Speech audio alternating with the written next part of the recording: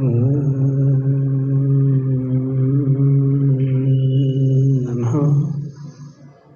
सिद्धेभ्यः।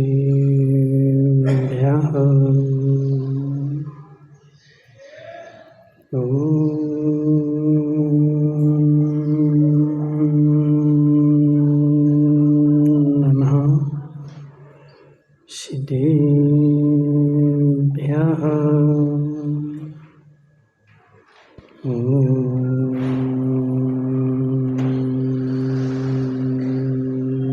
नमः सिद्धेभ्यः।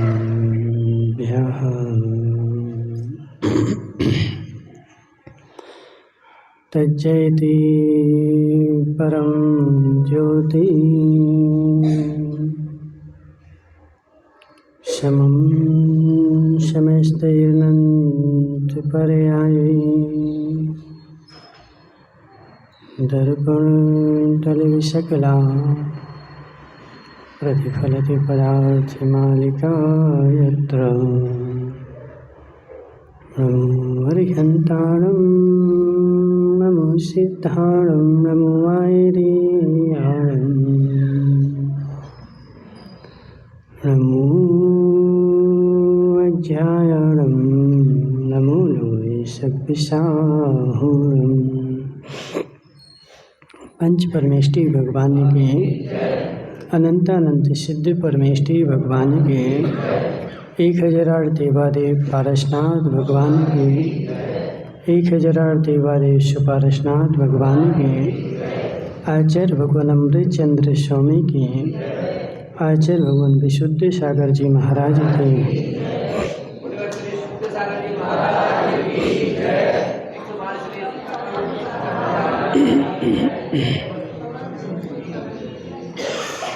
मनुष्य तीर्थंकर भगवान की दिव्य देशना सात बात वाणी जयवंत हो। आचार्य भगवान अमृत चंद्र स्वामी पुरुषार्थ सिद्धि उपाय ग्रंथ में समझा रहे हैं कि हे जीव,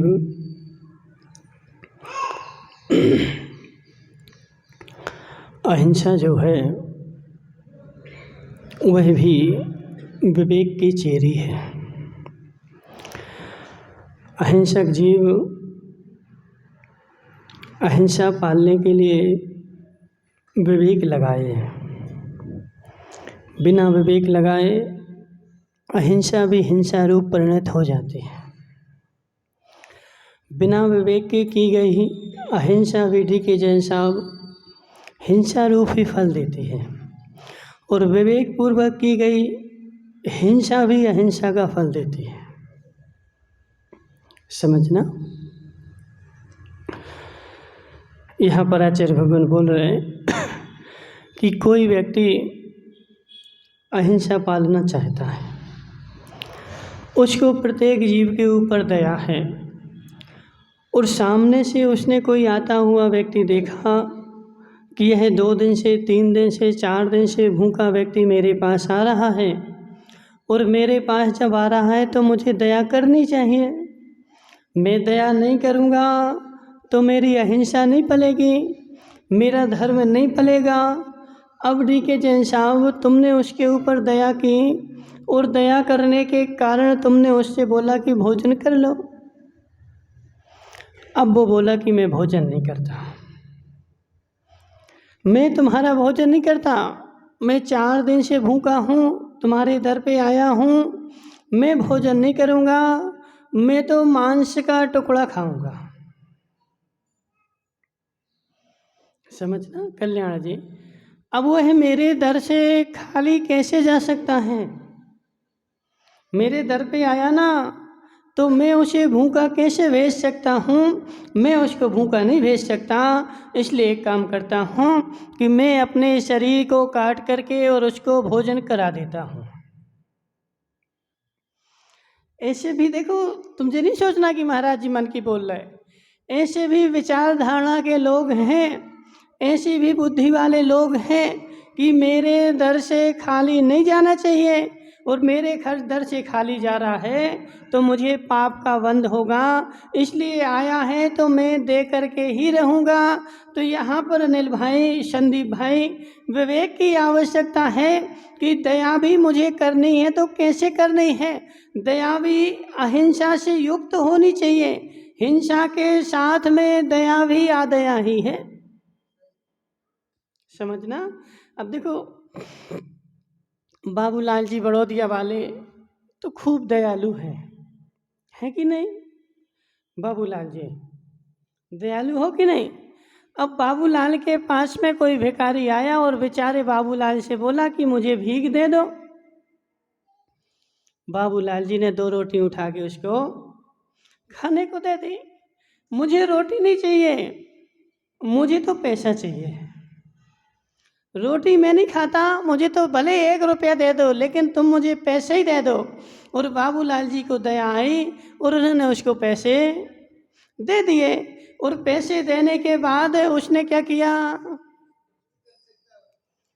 समझना है? ठीक है जैन साहब, तुमने तो उसको 1 रुपये दिया था, अब तुम क्या सोच रहे कि 1 रुपये में क्या होने वाला है? 1 रुपये में वो क्या करेगा? उसने 1-1 रुपये घर घर से मंगाया और 1-1 रुपये घर घर से मंगाने के बाद उसके पास 100 रुपये हो गए। और तुमने इस सोचते दिया था कि वह रोटी खाएगा। अब वो भोजराज कहाँ गया? अब सुनो भोजराज भाई, अब भोजराज क्या बोलेगा? बोले महाराज मेरा प्रयोजन तो अच्छा था ना, मेरा अभिप्राय तो अच्छा था ना, मैंने इस अभिप्राय से उसको दिया था कि वो रोटी खाएगा, कुछ भी पेट भरने के लिए खाएगा, मैंने इस अभिप्राय से उसको दिया। अब वो कुछ भी करे मुझे पाप का बंध नहीं होगा, तुम्हें घोर पाप का बंध होगा। अब यहाँ तुम्हारा व्यास जी अभिप्राय नहीं देखी जाएगा, यहाँ तुम्हारा अभिप्राय देखा जाता होता तो आज तक कोई संसार में रहते ही नहीं माताओं। अजित भाई, अभिप्राय भी विवेक का सहकारीपना है, अभिप्राय भी विवेक का सहचारी है। लोड़ा जी समझ में आ रहा? तुम तो पढ़े लिखे हो ना, देखो तुम्हें सब समझ में आएगा। लोड़ा जी, अभिप्राय भी वही तुम्हारा पुष्ट होगा जहाँ विवेक साथ में होगा, और विवेक साथ में नहीं है और तुम बोलो अभिप्राय तो नहीं है।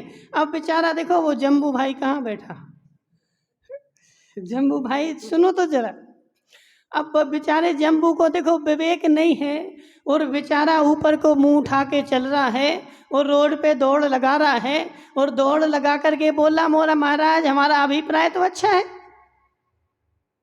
अभिप्राय क्यों अच्छा है? क्योंकि मैं तो अभिषेक करने के लिए जा रहा ना, मैं 3 लोक के नाथ के दर्शन करने के लिए जा रहा ना, तो मेरा अभिप्राय अच्छा है, अच्छे काम के लिए जा रहा तो मुझे पाप का बंध नहीं होगा। जम्बू भाई घोर पाप का बंध होगा। देखो बड़ौदिया वाले बाबूलाल जी, घोर पाप का बंध होगा। क्यों? क्योंकि तुमने विवेक को साथ में नहीं रखा। विवेक को साथ में रख के जाते तो महान पुण्य का बंध करके आते, और विवेक को घर छोड़ के आए तो महान पाप का बंध करा के आए। अब वो तुम्हारा भूरिया नहीं आ रहा आजकल, उस भूरिया आता तो उसको समझाते, समझना जम्बू भाई, समझो हमारी बात। वो भूरिया है ना, भूरिया। अब हमसे कोई बोल रहा था, बोले महाराज उसकी दुकान पे तो इतनी भीड़ लगी, इतनी भीड़ लगी कि 1 मिनट की भी फुर्सत नहीं उसको। जम्बू भाई समझना, 1 मिनट की भी उसको फुर्सत नहीं। उसकी दुकान पे बिल्कुल 6 बजे से भीड़ लगी और रात में 9-10 बजे तक भीड़ लगी रही। अब इतनी भीड़ लगी तो हमने उससे बोला कि देखो तुम्हें तो अब इनकम टैक्स भरना पड़ेगा ना। जम्बू भाई समझना, जिसकी दुकान पर देखो कितने कितने बोरी जम्बू भाई देखो, हाँ कितने बोरी बिके बोलो ना। एक गाड़ी में कितने आते राजेश भाई?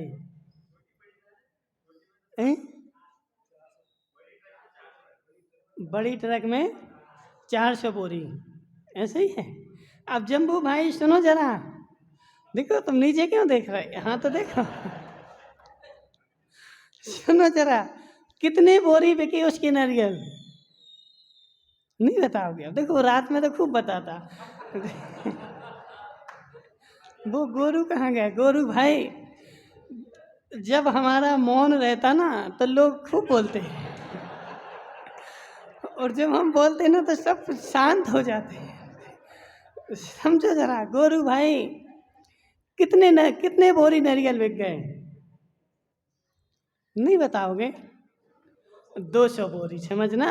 अब 200 बोरी नारियल मतलब एक एक बोरी में कितने हैं? 150 है ना? तो 200 बोरी में कितने आ गए? 3000। देखिए ना, 3000 नारियल उसने साल भर में बेचे हैं। 30,000 हो गया, समझना। अब 30,000 नारियल पे यदि उसको एक नारियल में भी 2 रुपया भी मिलता है तो 30,000 में कितने हो गए? 60,000 रुपये हो गए उसके। अब 60,000 रुपया तो वो एक मतलब 8 दिन में कमा रहा है। महीना भर में कितने कमाएगा? साल भर में कितने कमाएगा? अब जम्बू भाई समझना, अब इतने हिसाब लगाओ कि उसने साल भर में कितने कमाए, और उतने पे इनकम टैक्स लगता कि नहीं लगता ना। अब और यदि वह इनकम टैक्स देने लगे तो उसको घर से ही देना पड़ेंगे। सुनो तो ठीक है जैन साहब, वही तो हम तुम्हें समझा रहे ना कि क्यों देना पड़ेंगे, क्योंकि उसको बेचारे को विवेक नहीं है। उसके पास भीड़ तो खूब लगी, लेकिन भीड़ ऐसी लगी कि वो 12 का खरीद के लाएगा और 10 में बेचेगा। समझो जरा, वो 12 का खरीद के लाएगा जम्बू के यहाँ से, जम्बू देगा उसको 12 में, और वो तुम लेने जाओगे तो तुम्हें देगा वो 10 में। समझना। उसके बाद उसके पास देखो भीड़ तो खूब लगी, भीड़ लगने के साथ साथ उसके पास विवेक नहीं है, वो अविवेक पूर्वक बेच रहा है। यानी तुम उसके दुकान पर पहुंच गए तो उसका लक्ष्य है कि जाना नहीं चाहिए, भले 5 रुपए में लेके चले जाओ। जम्बू भाई ऐसे ही है कि नहीं? मेरा ग्राहक नाराज नहीं होना चाहिए। वो 10 का नारियल यदि 5 में भी मांगे तब भी ले जाओ, लेकिन मैं तुम्हें खाली हाथ नहीं भगाऊंगा, तुम्हें लेके ही जाऊंगा, दे के ही रहूंगा, और तुम्हें खाली हाथ नहीं जाओगे। उसके उद्देश्य ऐसा है, और उसका उद्देश्य ऐसा है, इसका मतलब है उसके पास विवेक नहीं है। लोड़ा जी समझना, उसके पास विवेक नहीं है। बिक्री तो करेगा 1 लाख रुपए की। अब देखो जम्बू भाई का अभी 2-4 दिन से चेहरा ऐसा लग रहा है जैसे देवी ने खूब मारा हो उसको। बेचारा देखो कुट पिट के आए क्या जम्बू भाई? तो ऐसा पसेरी जैसा चेहरा क्या बना के बैठे? जी, पसेरी जैसा चेहरा बनाना भी पाप बंध के कारण है। दूसरे देखेगा ना तो क्या सोचेगा, यार जम्बू भाई को तो देखो खूब कष्ट है। जम्बू भाई समझो जरा, विवेक जहाँ जहाँ नहीं होगा वहाँ वहाँ तुम्हारा धर्म नहीं पलेगा। अजित भाई, विवेक साथ में होगा तो धर्म पलने वाला है, और विवेक साथ में नहीं है तो वहाँ तुम्हारा अधर्म ही पलने वाला है। अब तुम्हें विवेक धर्म तो पालना है। अब मेरे घर पे कोई भी भिखारी आया खाली हाथ नहीं जाएगा, मैं उसको दे करके ही रहूँगा। अब तुमने तो उसको पैसे दे दिए। अब भोजराज भाई बोलेगा, बोले महाराज हमारा अभिप्राय तो अच्छा था ना, हमारे भाव तो अच्छे थे ना, मैंने तो अच्छे भाव से दिए कि इसकी दया हो जाए, इसका कल्याण हो जाए, इस पे कृपा हो जाए, इसलिए मैंने इसको कुछ 1 रुपये 2 रुपये दे दिए, इसका कल्याण हो जाएगा। लेकिन भोजराज भाई वहाँ कल्याण के साथ विवेक भी चाहिए है। सुनो कल्याण जी, तुम्हारे साथ विवेक भी चाहिए है। विवेक नहीं है तो वह तुम्हारा धर्म नहीं पलेगा। उसने 1-1 रुपये इकट्ठा करके और उसने जा कर के शाम को दारू की बोतल पी ली। समझना, उसने जाकर के शाम को शराब की बोतल पी ली, और पैसा किसने दिया था? भोजराज भाई, पैसा किसने दिया था? है। समझो जरा, पैसा दिया था भोजराज ने और शराब की बोतल पी उसने जाकर के। अब भोजराज ने उससे नहीं बोला था कि तुम शराब की बोतल पीना, तुम खराब काम करना, लेकिन तुमने विवेक नहीं लगाया था कि ये जाके करेगा क्या और जाकर के यह अच्छा काम करेगा कि बुरा काम करेगा। तुमने वह विवेक नहीं लगाया, इसलिए शराब उसने भले पी लेकिन पाप का बंध होगा तुम्हारे लिए। अनिल भाई, ऐसा है कि नहीं है? क्यों होगा उसका पाप का बंध? अब अनिल भाई बोलेगा महाराज हमारा तो अभिप्राय अच्छा है ना, हम खराब अभिप्राय से थोड़ी बोल रहे हैं। तो तुम्हारा अभिप्राय अच्छा है, तुम जैन नहीं हो।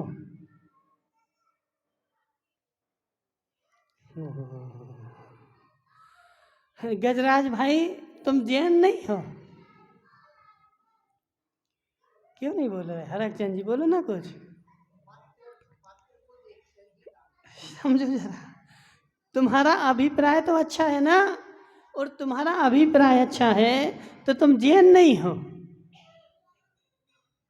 कोई नहीं बोल रहा, देखो फिर बाद में सब बोलेंगे। अभी बोलो ना, किसी को कुछ बोलना हो, वो अध्यक्षा बैठी वहां पे, बोलो अध्यक्षा। नहीं बोलोगे? ओहो, ओम प्रकाश जी समझो जरा, तुम्हारा अभिप्राय अच्छा है, अभिप्राय अच्छा है, अभिप्राय अच्छा है, यानी तुम अभिप्राय एकांती हो गए। और जैन जो होता है वो अनेकांती होता है, स्यादवादी होता है, तुम एकांतवादी हो गए। अभिप्राय के एकांतवादी, हे अभिप्राय के एकांतवादी, मूल मिथ्या दृष्टि।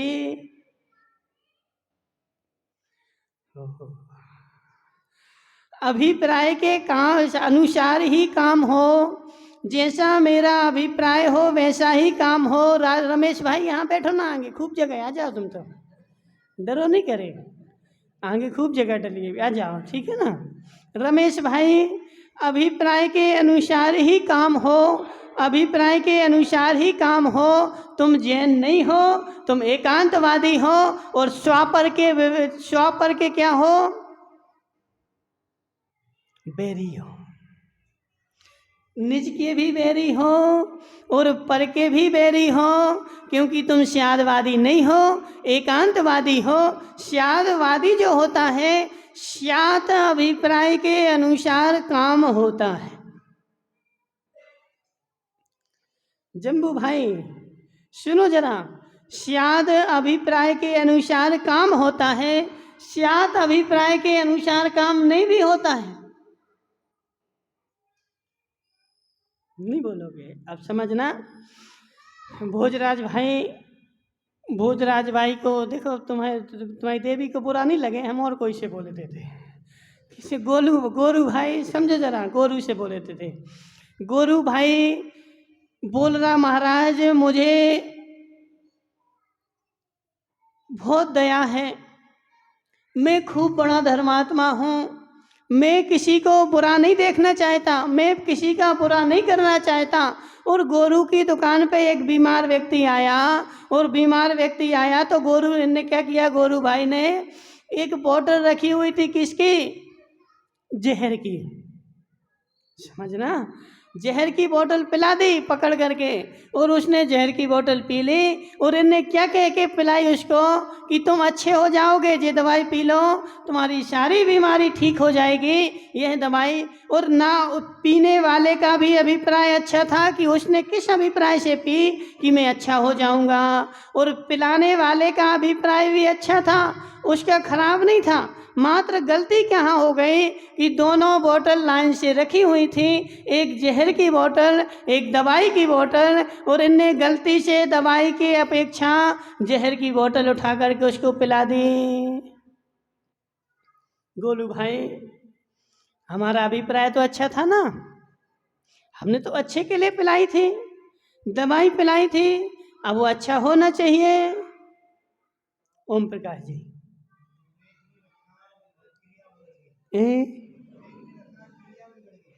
समझना, पहले तुम्हारा अभिप्राय अच्छा हो, कितनी अच्छा हो, लेकिन सामने वाला मरेगा वह बचने वाला नहीं है। क्यों नहीं बचने वाला है? कि अभिप्राय तो तुम्हारा अच्छा था लेकिन विवेक नहीं था तुम्हारे पास, और तुमने जल्दबाजी में वही डिब्बी उठा करके और सामने वाले को पिला दी। उसको तुमने देखा नहीं, उसको पढ़ा नहीं, उसको समझा नहीं कि ये डिब्बी किसकी है, और ज़्यादा भावुकता में आकर के और उसके साथ तुम काम कर बैठे, और तुम्हें घोर पाप का बंध होगा और सामने वाला मरेगा। तुम्हारा अभिप्राय यहाँ नहीं देखा जाएगा। अभिप्राय एकांत नहीं है, अभिप्राय के साथ विवेक भी चाहिए है। जम्बू भाई देखो, बुरा नहीं मानना, जो है सो है। अब जम्बू भाई बेचारा क्या बोला, एक दिन उठा सो करके 8 बजे, कितने बजे, 8 बजे बेचारा सो करके उठा, और जैसे ही 8 बजे सो करके उठा तो इसने क्या देखा कि घंटी बज रही थी मंदिर में, अभिषेक शुरू हो गया था।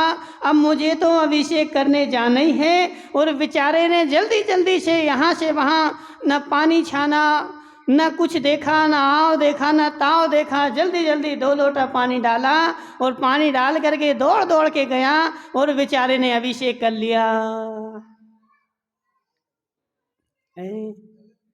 देखो डीके, समझाओ उसको, जम्बू को जरा, उस जम्बू को समझाओ, जम्बू भाई तुमने अच्छा नहीं किया, तुमने विवेक नहीं लगाया, तुमने क्रिया तो की, अभिप्राय तो अच्छा रखा, लेकिन वहाँ तुम्हारे पास विवेक नहीं था कि जिस पानी से मुझे नहाना था उस पानी को पहले देखना था, इसमें कीड़े तो नहीं है, इसमें जीव तो नहीं है, उसके बाद उसको छानना था, और फिर छानने के बाद उससे नहाना था, और जब मंदिर जाना था। रमेश भाई देखो, जो है अब तुम कुछ भी करते हो, लेकिन आगम यही कहता है कि जब मंदिर भी जा रहे थे तो विवेक पूर्वक रोड पूरी देखनी थी।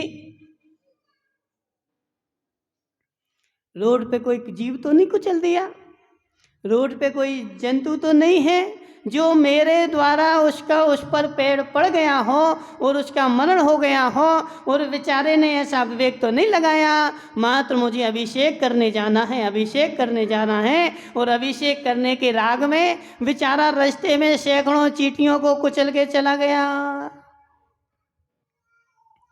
भोजराज भाई समझो जरा, मेरा अभिप्राय तो अच्छा है।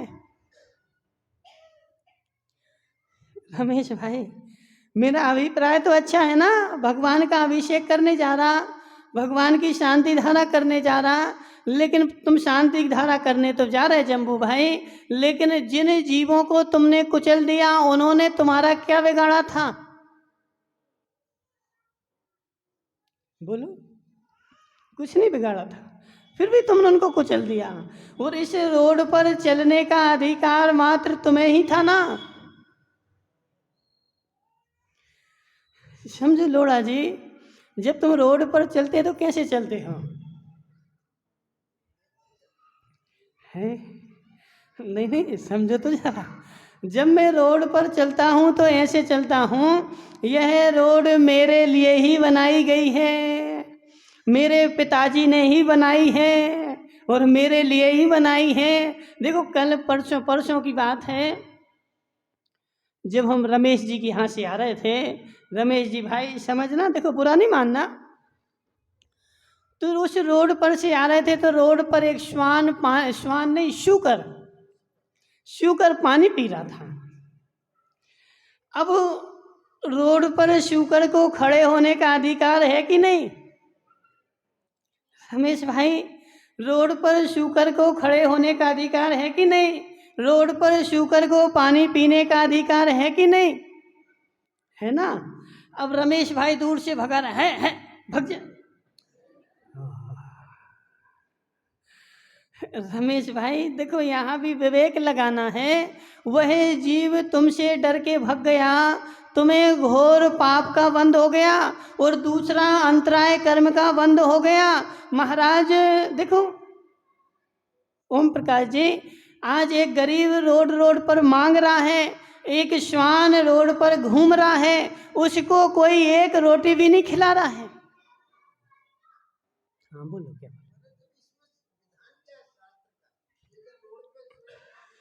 हाँ हाँ हाँ सुनो, देखो डी के जैसा हम बताते तुम्हारे लिए क्या विधान है। क्या बोल रहे थे वो बता रहे, 1 मिनट, क्या बोल रहे थे रमेश जी को, इन बच्चों को शांत। जम्बू भाई तुम अपनी संपत्ति संभालो।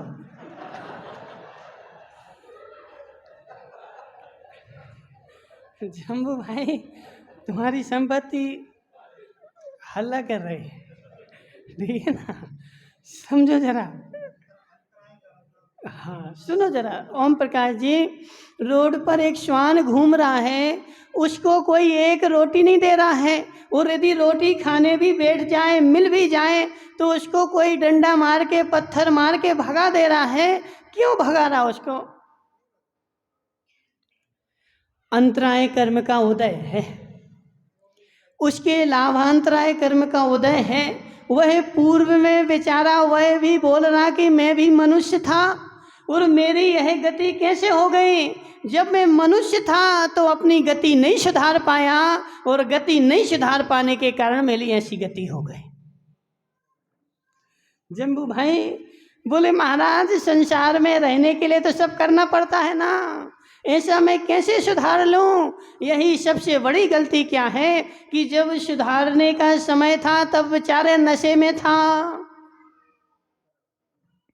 जब सुधरने का, लोड़ा जी देखो बड़े गौर से समझना, जब सुधरने का समय था तब तो बेचारे को नशा चढ़ा हुआ था और किंचित मात्र भी सुधरने के लिए तैयार नहीं था। और जब अब उदय में आया है, अब बेचारा रो रहा है कि हमारा कल्याण हो जाए, मुझे रोटी मिल जाए। अब रोटी क्या, कुछ भी नहीं मिलने वाला तुम्हें।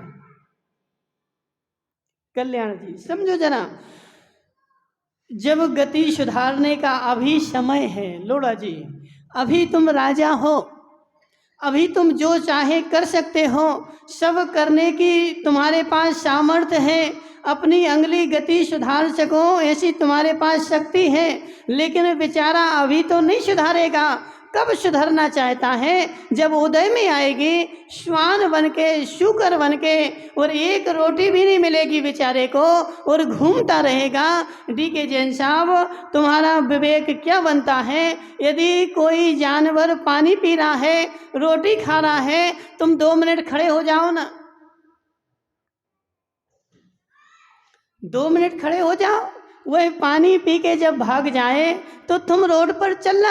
अब तुम तो बेचारे रोड पर चलते जा रहे, बोले महाराज मेरी क्या गलती, वो तो भाग गए डर के, हमने डराया थोड़ी है। तुमने नहीं डराया तब भी तुम्हें पाप का बंध होगा।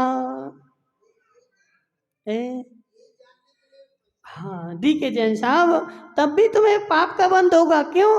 क्योंकि तुम्हारे पास विवेक नहीं था ना, बुद्धि नहीं थी ना।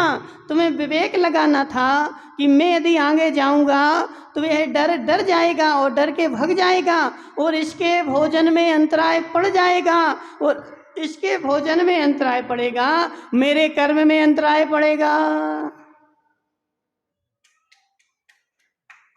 सुनो माताओं, ऐसे भी कर्म बंद होते हैं। तुम ये नहीं सोचना कि महाराज जब मैं गलती करूंगा तभी मुझे कर्म का बंध होगा। गलती करो या ना करो, लेकिन विवेक है कि नहीं?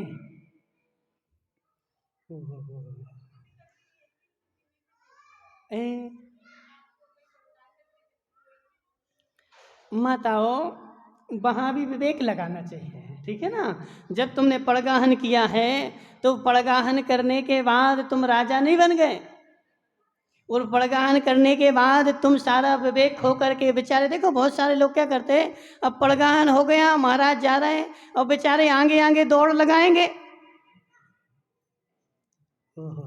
अजित भाई लगाओ दौड़, लगाओ दौड़, कुचलो जीवों को, और जीवों को तुमने कुचल दिया ना, पाप का बंध होगा। तुम भले महाराज के लिए दौड़ लगा रहे हो या भगवान के लिए दौड़ लगा रहे हो, लेकिन जीव मरेंगे, पाप का बंध तुम्हें, घोर पाप का बंध होगा। तुम्हारा अभिप्राय कुछ भी हो, वहां भी माताओं विवेक रखना चाहिए। देखो कल्याणमल जी, होता क्या है जी, माताएं तो सुबह सुबह उठी 8 बजे, समझना 8 बजे सो के उठी, दूध वाला आ गया, दूध लिया, आंखें मीड़ रही हैं, और आंखें मीड़ते मीड़ते गई और गैस पर दूध रख दिया और गैस चला दिया। माता होता कि नहीं? गैस पर दूध रख दिया और गैस जला दिया। और गैस में क्या था कि कल शाम को तुमने चाय बनाई थी और चाय की एक बूंद गैस के वहाँ गिर गई थी और वह तुम पोंछ नहीं पाए थे और उसमें सैकड़ों चींटियाँ आकर के वहाँ पे जमा हो गई थी और बेचारे ने विवेक नहीं लगाया और गैस जला दिया और उस अग्नि में सारी चींटियाँ जल करके राख हो गई। महाराज हमारे लिए क्यों उदय में आते? सारे संसार के दुख जितने हैं वो हमारे लिए आते हैं, जबकि हम तो बिल्कुल विवेक सब सारा धर्म करते हैं, पूजन भी करते हैं, पाठ भी करते हैं, स्वाध्याय भी करते हैं, हम सब कुछ करते हैं, लेकिन कष्ट जितने भी आते वो मेरे ही ऊपर क्यों आते हैं? समझो डी के जैन साहब, तुम सब कुछ तो करते हो, माताओं तुम सब कुछ तो करते हो, लेकिन सब कुछ करने के साथ साथ विवेक साथ में नहीं रखते हो। जम्बू भाई तुम्हें समझाए जरा, समझो भरत भगवान के 923 पुत्र, पढ़ा माताओं किसी ने? भरत भगवान के 923 पुत्र, एक दो नहीं 923 पुत्र कल्याणमल जी भरत के यहाँ उत्पन्न हुए और वह 923 पुत्र उन्होंने जन्म लिया और जन्म लेने के बाद किसी से नहीं बोले। चक्रवर्ती परेशान, मेरे पुत्र गूंगे, मेरे पुत्र गूंगे, ऐसा हो ही नहीं सकता। उसने सारे संसार से वैद्यों को बुलाया और सबको दिखा लिया और सारे वैद्यों ने बोला मैं इसमें कुछ भी नहीं कर सकता, इनका सारा सिस्टम ठीक है, कुछ खराब हो तो मैं दवाई दूं। रमेश भाई कुछ खराब हो तो मैं दवाई दूं, और वह पुत्र किसी से बोले ही नहीं। हम जम्बू भाई महाराज बोले महाराज हम कैसे रह सकते संसार में, नहीं बोले। जम्बू भाई सुनो कैसे रह सकते, वो जी सब अभी अपन 10 प्रकार के वचन सुन के आए ना, ओम प्रकाश जी, निकृति वचन, मोश वचन, समझना ये सारे वचन ही पाप बंध का कारण है। कल्याणमल जी, जीव की मात्र हिंसा करो तभी पाप का बंध हो, ऐसा नहीं है। तुम व्यर्थ में आप प्रस्तुत प्रलापे भी कर रहे ना, वो भी पाप बंध का ही कारण है। माताओं देखो क्या करती माताएं, अब फ्री बैठी ना तो पड़ोस में चले जाओ, फ्री बैठे ना, अब बोले महाराज समय नहीं कट रहा है, समय नहीं कट रहा, फ्री बैठे क्या करें, तो अब चलो पड़ोस में चलते हैं, 4 यहाँ की 4 वहाँ की, 4 यहाँ वहाँ की करेंगे, घंटा भर कट जाएगा। घंटा भर तो कट जाएगा, लेकिन कर्म का बंध हो जाएगा। तुम क्या समय काटोगे, समय कह रहा है मैं तुम्हें काटने के लिए प्रतिशंड लगा हुआ हूँ। महावीर भाई समझो, जम्बू भाई क्या बोलता, बोले महाराज किसी से नहीं बोले तो समय नहीं कटता, विवेक तो लगाओ जरा, तुम समय को काट रहे कि तुम्हें समय काट रहा है? गजराज भाई तुम समय को काट रहे कि समय तुम्हें काट रहा है? संदीप भाई बोलो ना, नहीं बोलोगे? ओहो, तुम्हारे पास ताकत क्या कि तुम समय को काट सको, समय ही तुम्हें काट रहा है। एक एक क्षण जो निकलते जा रहा है, एक एक क्षण की कीमत पहचानना ओम प्रकाश जी, एक एक क्षण की विचारा देखो। जब मरणासन्न अवस्था में होता है फिर डॉक्टर से कहता है हे डॉक्टर साहब मुझे बचा लो, कल्याणमल जी, हे डॉक्टर साहब मुझे बचा लो, मेरे सारा धन ले लो लेकिन मुझे बचा लो। डॉक्टर कहता कोई उपाय नहीं, कोई उपाय नहीं, अब मैं तुम्हें नहीं बचा सकता, एक घंटे के लिए तो बचा लो रमेश भाई, मेरा बेटा बम्बई में रहता है, कम से कम मेरा बेटा मेरा मुंह तो देख ले, इतने समय के लिए तो मेरी जान बचा लो, जितना पैसा चाहिए उतना ले लो। डी के जैन साहब अब कोई उपाय नहीं बचने का, जब बचने का उपाय था बेचारे का, तब तो बेचारे ने व्यर्थ में समय बर्बाद कर दिया। और अब जब समय नहीं बचा है सो अब करोड़ों दे करके भी 1 घंटे का समय मांग रहा है कि 1 करोड़ ले लो डॉक्टर साहब, 1 घंटे के लिए बचा लो। अब तुम्हें समय की कीमत पता चलेगी कि 1 घंटा 1 करोड़ दे करके भी 1 घंटा नहीं मिलने वाला अनिल भाई। 1 घंटा 1 करोड़ भी दे दो हरकचंद जी, 1 करोड़ भी दे दो, तब भी डॉक्टर तुम्हें 1 घंटा देने वाला नहीं है। अब 1 घंटे की कीमत अब समझो कि कीमत क्या है। अभी तो बेचारा देखो पुण्य का उदय है, समय काटने में लगा है, समय कट जाए, समय क्या तुम काटोगे, समय तुम्हें काटने के लिए प्रति क्षण लगा हुआ है। इसलिए विवेक रखना चाहिए प्रत्येक क्रिया में। माताओं, यदि विवेक नहीं है तो पाप का ही बंध है। विवेक नहीं है जम्बू भाई तो पाप का ही बंध है। बोले महाराज मैंने ऐसा क्या किया कि पाप का बंध हो, बातें ही तो कर रहा था। अब कल्याण जी बोलेंगे महाराज तुम तो हमें जीने नहीं दोगे, समझना, अब जीने नहीं दोगे। तो कल्याणमल जी ना तो जीने देंगे और ना मरने देंगे, ठीक है ना, ना जीने देंगे और ना मरने देंगे, क्योंकि जीना भी पाप है और मरना भी पाप है। इसलिए तुम जीने और मरने से जो रहित अवस्था है ना उसको प्राप्त कर लो एक बार।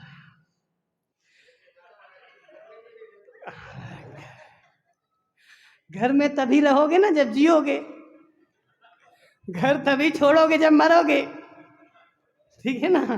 तो जीने भी नहीं देंगे और मरने भी नहीं देंगे।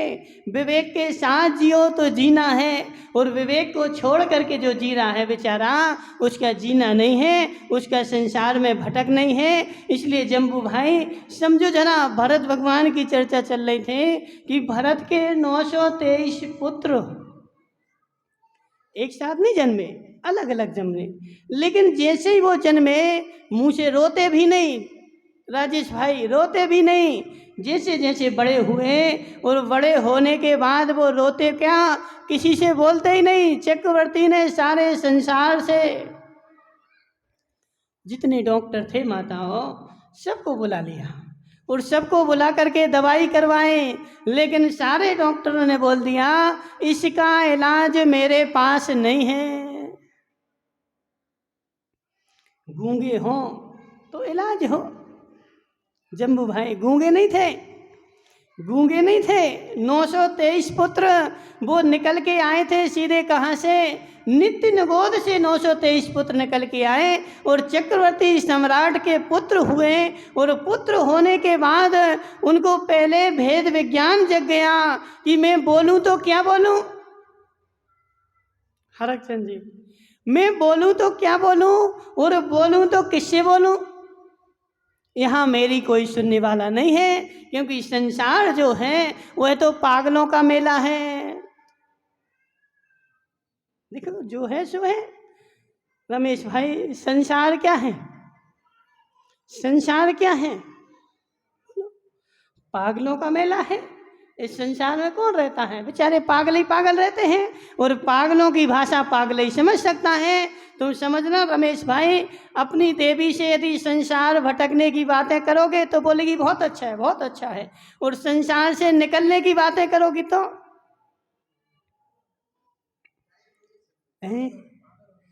समझो जरा, तुम तो सटिया गए हो, तुम पागल हो गए हो। ऐसा भी होता है, पर संसार में कैसे रहोगे, घर कैसे चलेगा जम्बू भाई।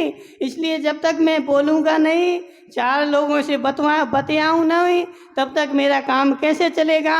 तो 4 लोगों से बेचारे खूब बोलो, खूब बोलो, और खूब बोल करके खूब पाप का बंद करो।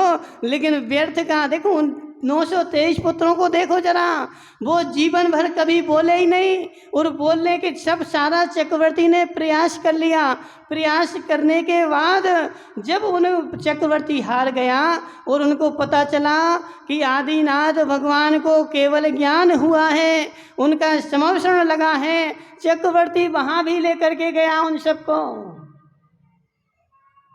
माताओं 923 पुत्र को तीर्थंकर के पाद मूल में लेकर के गया कि भगवान मेरा ऐसा कौन सा शुभ कर्म है कि मेरे पुत्र गूंगे पैदा हुए। भगवान ने क्या बोला रमेश भाई, हे भरत सम्राट, तेरे पुत्र गूंगे नहीं हैं, अभी तू बैठ, अभी थोड़ी देर में बोलेंगे। और वहाँ पर बैठ करके समोसरण में 923 के 923 पुत्र बोले, हे भगवान मुझे जैनेश्वरी दीक्षा दे दो।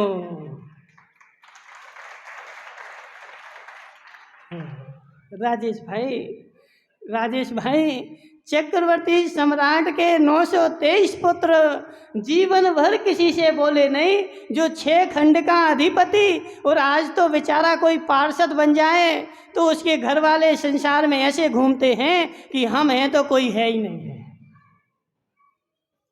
समझना, हम हैं तो कोई है ही नहीं है।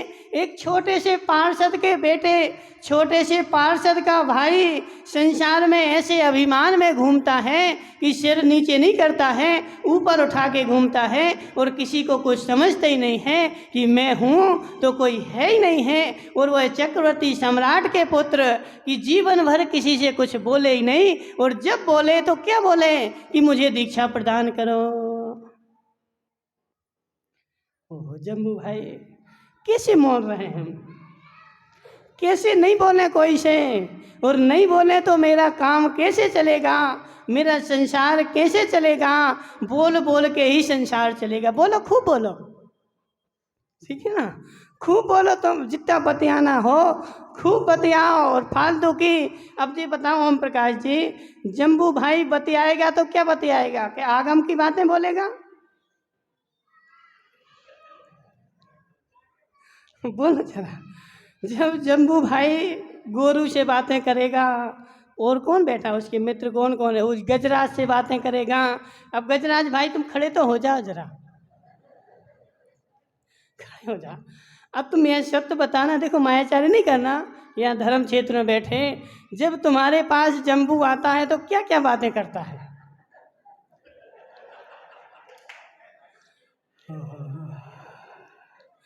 बोलो, उसकी होती ना। अब जम्बू भाई ये बताओ, उस घटनाक्रम की बात करने से तुम्हें क्या फायदा होता है?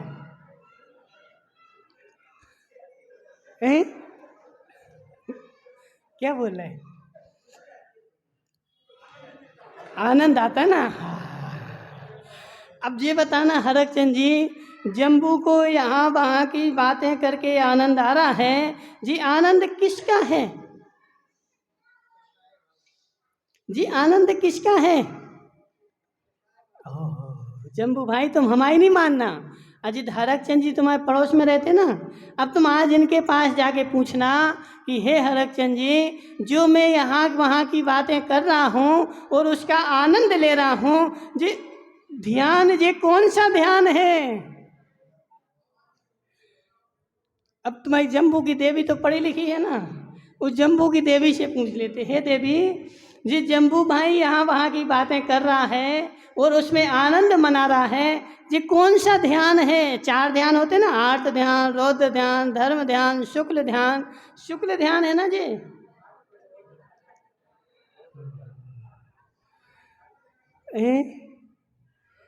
ओम प्रकाश जी, शुक्ल ध्यान है ना, साक्षात अब भी मोक्ष जाएगा ना शुक्ल ध्यान को पा करके। कौन सा ध्यान है? देखो अब हम नहीं बोल रहे, जम्बू भाई तुम हमसे नहीं बोलना कि महाराज ऐसी ऐसी क्यों बोलते रहते जी। तुम्हारे दोनों पंडित बोल रहे हैं, तुम्हारे पड़ोस वाले बोले महाराज यहाँ वहाँ की बातें करना और उसमें आनंद मनाना ये रौद्र ध्यान है, और रौद्र ध्यान से कहाँ जाता जीव? जम्बू भाई देखो, इनसे पूछो ना, तुम खड़े हो इनसे पूछ लेते, तुम्हें हमारा विश्वास नहीं हो तो इनसे पूछो। रौद्र ध्यान है यहाँ वहाँ की बातें करना, निष्प्रयोजन की बातें करना, जिससे मेरा कोई प्रयोजन नहीं, कोई भी लाभ नहीं, और उन बातों को करके बेचारा आनंद मान रहा है। यह कौन सा हिंसानंदी, मृषानंदी, चौर्यानंदी, परिग्रहानंदी, इन 4 आर्त ध्यानों के भेद हैं। और आर्त ध्यान को करने वाला जो है वो डायरेक्ट नरक वायु का बंद करता है। हाँ, रौद्र ध्यान, ठीक है ना। तो रौद्र ध्यान करके बेचारा डायरेक्ट नरक आयु का बंद करता है। अब बोलो महाराज, मैं तो जीवन भर धर्मात्मा रहा, अभिषेक करता रहा, पूजन करता रहा, पाठ करता रहा, सब कुछ करता रहा, अब तुम हमें क्यों नरक भेज रहे? हम नहीं भेज रहे, हम क्यों भेजें, हम तो स्वर्ग भेजेंगे ना। लेकिन भगवान महावीर स्वामी कह रहे कि ऐसे जीव के लिए स्वर्ग नहीं बना हुआ है। स्वर्ग कैसे जीव के लिए बना हुआ है? दोषवादे च मौनम,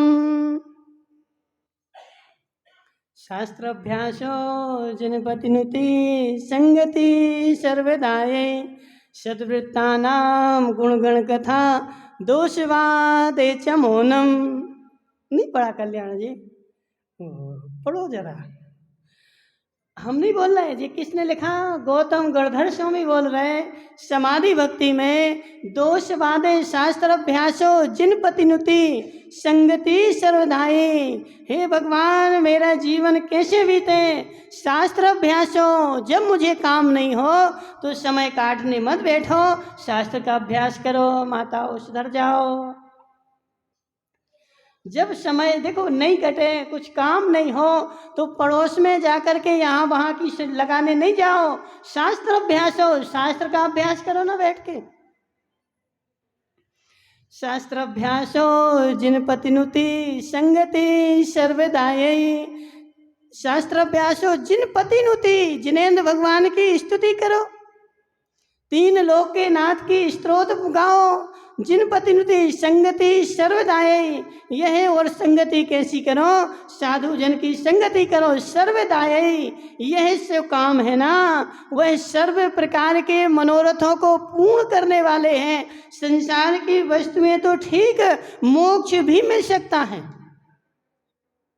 लोड़ा जी, यदि ऐसा जीवन जियोगे तो मोक्ष भी मिल सकता है। संगति सर्वदायी, शास्त्राभ्यासो जिन पतिनुति संगति सर्वदायी, सद्वृत्तानाम गुणगण कथा दोषवादे च मौनम। और यदि तुम नहीं कर सकते तो सद्गुणों की गाथा गाओ, महापुरुषों के गुण गाओ। जम्बू भाई देखो, तुम खूब करो, 4 जने बैठो ना तो तीर्थंकर के गुण गाओ ना, तीर्थंकर की स्तुति करो ना, उनके गुणों का स्तवन करो। और लोक में जो अच्छे अच्छे पुरुष हैं उन अच्छे पुरुषों की स्तुति गाओ। और जो महापुरुष हो चुके हैं, राम है, कृष्ण है, लक्ष्मण है, इनकी स्तुति करो ना। जितने उनके अच्छे गुण हैं उन गुणों को तुम भाव बैठे बैठे। सुनो ओम प्रकाश जी, दोषवादे च मौनम। और जहां दोषों की कथा होने लगे वहां मेरा मौन है। देखो गौतम स्वामी बता रहे जम्बू भाई। अब जम्बू पूछ रहा था हमसे, बोले महाराज तुमने ऐसे ऐसे नियम दे दिए, हम जिए तो कैसे जिए? ऐसे जियो ना, तुम ऐसे जियो ना जैसे गौतम गणधर कह के गए हैं कि सद्वृत्तानाम गुणगण कथा, सद्वृत्तों की, सद्वृत्तियों की, सद्गुणों की कथा करो। और दोषवादे च मौनम, और जहाँ दोष की बात होने लगे सो वहाँ मेरा मौन है। और जहाँ गुणों की बातें हो रही हो सो वहाँ खूब बोलो। हमने तो मना कहाँ किया? हमने तो मना क्या किया कि जहाँ किसी की बुराई हो रही हो, जहाँ किसी के दोष गाए जा रहे हों, जहाँ किसी के अवगुण देखे जा रहे हों, वहाँ बोलना कि वहाँ उससे बोल देना हाथ जोड़ के हमारा मौन है। और जहाँ स्तुति गाई जा रही हो, जिनवाणी का स्वाध्याय हो रहा हो, भगवान के गुण गाए जा रहे हों, वहाँ खूब बोलो। कब बोला तो मौन रहो कल्याण जी? तो ऐसा हम नहीं बोल रहे, ऐसा गौतम गणधर बोल रहे कि जो ऐसे जीवन जिएगा इसको बोलते हैं धर्म ध्यान। माताओं सही है कि नहीं है? इसको बोलते हैं धर्म ध्यान। और यहाँ की वहाँ की वहाँ की वहाँ की बोल करके और समय पूरा कर लिया, इसको बोलो और आनंद आ गया। वो जम्बू क्या बोला? बोले महाराज आनंद आता है। समझो तो जरा। बोले महाराज यहाँ वहाँ की करने में क्या होता है? बोले आनंद आता है। जी कौन सा आनंद है? रौद्र ध्यान का आनंद है और नरक गति में जाने का आनंद है। उससे पूछो नरक में जाना तो नहीं जाना, लेकिन नरक की बातें करके, नरक के काम करके और बेचारे को आनंद आ रहा है और नरक में नहीं जाना चाहता है। लेकिन ऐसा होगा नहीं। रौद्र ध्यान करोगे जम्बू भाई तो नरक में जाओगे, और धर्म ज्ञान करोगे तो स्वर्ग में जाओगे, और कालांतर में मोक्ष में शुक्ल ध्यान करके जाओगे। अब तुम्हें जाना कहाँ है? वैसा काम करो। एक श्लोक सीख लेना, शास्त्राभ्यासो जिनपतनुति संगति सर्वदायी सद्वृत्तानाम गुणगण कथा दोष बाधे च मौनम। बस इसको बोला जाता है धर्म ध्यान। राजेश भाई तो बेचारा क्या सोचता था? बोले महाराज हम तो मंदिर में जाके बैठ गए, हो गया धर्म ध्यान? नहीं, मंदिर में जाके बैठने से धर्म ध्यान नहीं होगा। यह जो परिभाषा आचार्य गौतम स्वामी ने, हमने नहीं, किसने? गौतम स्वामी ने जो बताई है, इस परिभाषा को लागू करना पड़ेगा। जहाँ सद्वृत्तों की गुण की कथा गाई जा रही हो वहाँ मुझे आनंद आए तो उस समझना कि मैं धर्म ध्यान में लीन हूँ, और जहाँ दूसरे के दोषों की गाथा गाई जा रही हो और उसमें मुझे आनंद आ रहा हो तो समझ लेना मैं आर्त रौद्र ध्यान कर रहा हूँ। कल्याण जी समझो जरा, ये धर्म का स्वरूप ऐसा है। 4 प्रकार की जो ध्यान बताए ना, मात्र मंदिर में जाके बैठना धर्म ध्यान नहीं है। ऐसा हमारा उल्लसित होना चाहिए, ऐसा हमारा अंदर में आनंद भाव आना चाहिए जब महावीर के गुण गाए जाएं, और ऐसा नहीं लगे कि अरे ये तो हमने सुन लिया। कई बार होता ना, हाँ हमें तो जी पता है, सब पता है, पता तो है, लेकिन वह सुन के मेरे हृदय में उल्लसित भाव कितना हो रहा है? और उल्लसित भाव नहीं हो रहा है मात कितना, हमें तो सब पता है, सब पता है। तो अभी तुम्हारा जो है ना आर्त रौद्र ध्यान ही चल रहा है। धर्म ध्यान करना सीखो जम्बू भाई, रौद्र ध्यान छोड़ दो, मौन ले लो, ठीक है? खाना तो बोलो, देखो बेचारा ऐसा बैठ गया जैसे कुछ हो गया। देखो कोई ने मारा थोड़ी तुम्हें, किसने मारा? गांधी ने? देखो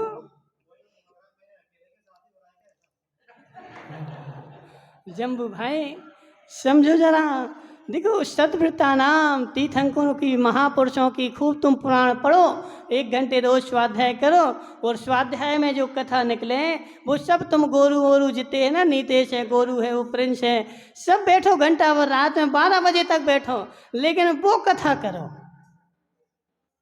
ये कथा नहीं करो कि महावीर भाई कैसे हैं, कल्याण जी कैसे हैं, गोरू कैसा है और ये कैसे हैं।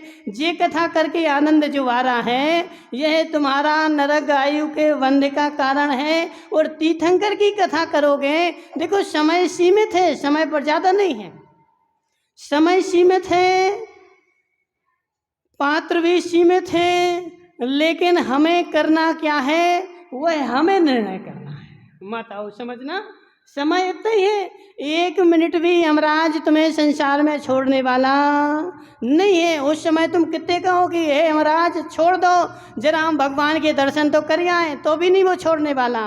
समय सीमित है। अब तुम्हें करना क्या है, सद्व्रतों की गुणगण कथा खाना है कि दोष गाना है। दोष गाओगे रौद्र ध्यान होगा, नरक में जाना ही पड़ेगा। अब तुम्हारा पुत्र फिर भले लिख दे स्वर्गवासी मेरे पिताजी। कल्याणमल जी ऐसे देखो, आज तुम तो नेता हो ना समाज के, समझो जरा, तुम तो समाज के नेता हो ना। इसलिए समाज वालों को बता देना कि हे जीव, धोखे में नहीं रखो।